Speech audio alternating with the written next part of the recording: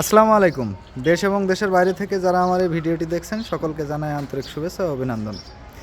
এই গাড়িটা যদিও আমি ভিডিও দিছিলাম না, কারণ হচ্ছে ভাইদের সাথে আমার অনেক দিন ধরে যোগাযোগ হচ্ছিল। ওনারা একটা ফার্স্ট ক্লাস কোয়ালিটির গাড়ি চায় আমার কাছে, তো আমি যোগাযোগের মাধ্যমে এই গাড়িটা উঠাই নিয়ে এসে ভাইদেরকে দিয়ে দিলাম।